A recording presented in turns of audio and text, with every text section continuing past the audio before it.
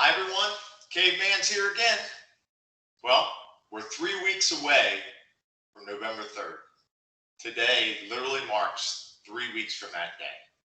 And that's a huge day for this country. Huge day. We all have to get out there and make a choice about the direction that we want this country to go in.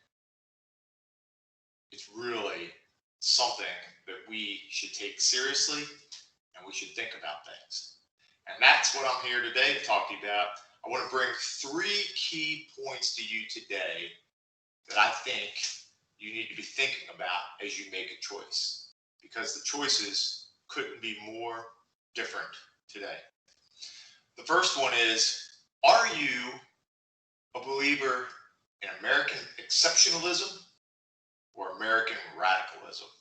That's right, exceptionalism or radicalism. You know, we've seen a lot on the TV this year. We've seen what's happened to this country. We've been put through a lot in 2020. So I need you to be thinking about that. If you're somebody who loves this country and loves the country we've become and the leader in the world, and we've gotten away from the apology tours, then you, my friend, are a believer in American exceptionalism. If you believe in the rioters and the looters and all of the way they demonstrate and the crashing of restaurants and burning of buildings and destroying of businesses in our cities, and you feel like that's all part of a protest, then you, my friend, are a radical. And obviously, depending on which way you go, that's the way you're going to vote. The second point is, are you a constitutionalist or are you a socialist? If you're a constitutional, if you believe in our Constitution, then you know that nothing is free. Our government is set up to structure our society in a way that allows individual effort and innovation and choices to become the main governing part of your success in life. If you're a socialist, you then are believing that, things are unfair and there's people who have advantages or privileged or whatever term you want to use, and you believe that we should be pooling all our resources together and everybody should be equal. But reality is there's no such thing as equal in society. There's always the rich, there's always the poor. We've never solved that problem in hundreds of thousands of years of mankind, going all the way back to the prehistoric days. Somebody always has more than somebody else, even in a socialist or communist environment. The third part is your choice between the two people that are running. The first one is a career politician. The second one is a career businessman. Which one would you rather have?